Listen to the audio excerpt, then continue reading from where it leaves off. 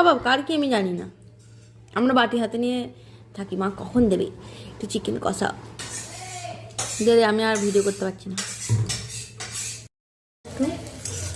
আর কালকে ইয়ে করবো, ওই ঠোঁটটা করে নেবো কালকে। কাজু কিশমিশ ভাজা হচ্ছে ফ্রাইড রাইসের জন্য।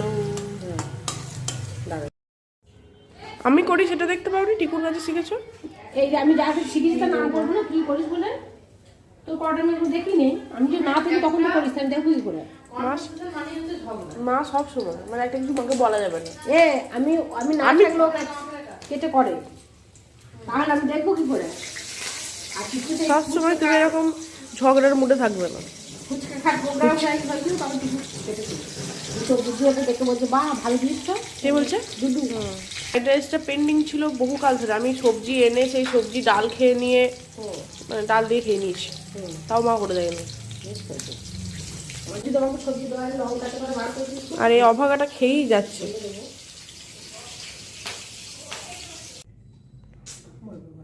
আবার রিটেক নিবি, তাড়াতাড়ি ভিডিওটা কর।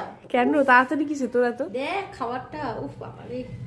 ওবেলা ভাতটা মা বাড়ি রেখেছিল যাতে আমাদের এখন খাওয়াতে পারে, একবারে শুধু ফ্রাইড রাইসটা দিতে পারে না। সবসময় মাকে ডিসাইড করো, ইমিডিয়েট ডিসিশন। আজকে আমাদের রাতে হচ্ছে ভাত চিলি, আমি আর মা যাচ্ছি জুতো কিনতে, শিলে যাচ্ছি।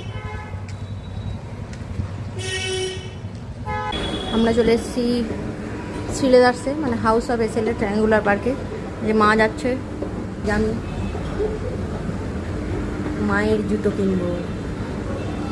তো এরপর আমরা অনেকগুলো জুতো দেখি, এখানে শেষমেশ আমাদের একটা পছন্দ হয়, তো মা সেটাই পরে দেখছিল। মানে মা এটার মানে যেটা স্যাম্পল পিস থাকে ওটা পরে প্রথম দেখেছিল, তারপর আমি বললাম ফ্রেশ পিসটাই দুটো পরে দেখো, একবার হেঁটেও নাও যে কেমন কি ঠিকঠাক হাঁটতে পারছো কিনা, কমফোর্টেবল কিনা। তো এই পিচ পিঙ্ক কালারের জুতোটাই মা নিয়েছিল। হয়ে গেল আমাদের জুতো কেনা। এই যে মা জুতো নিয়ে রাস্তায় দোকান দেখতে দেখতে যাচ্ছে, এখানেই দাঁড়াও। আমি এবার চলে যাব ডিউটি, আর মা চলে যাবে রুমে।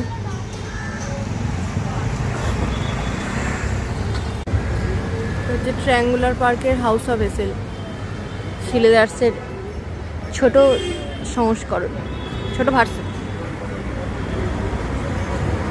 তো এরপর হঠাৎই একটা দরকারে আমাকে বাড়ি আসতে হয় ডিউটি কমপ্লিট করে। তো বাড়ি আসার সময় রীতা আর টিকু গিয়েছিল কলকাতা, ওদের একটা কাজ ছিল, সকালে গিয়েছিল ওরা। তো আসার সময় দেখলাম কোইন্সিডেন্টালি আমাদের ট্রেনটা একই হয়ে গেল। তো বললাম কিছুক্ষণ তোরা দাঁড়া, আমি আসছি। তারপর ট্রেনে এটা দেখে আমার খুবই পছন্দ হয়েছিল, কিন্তু এত দাম বলছে, আমি ভাবলাম থাক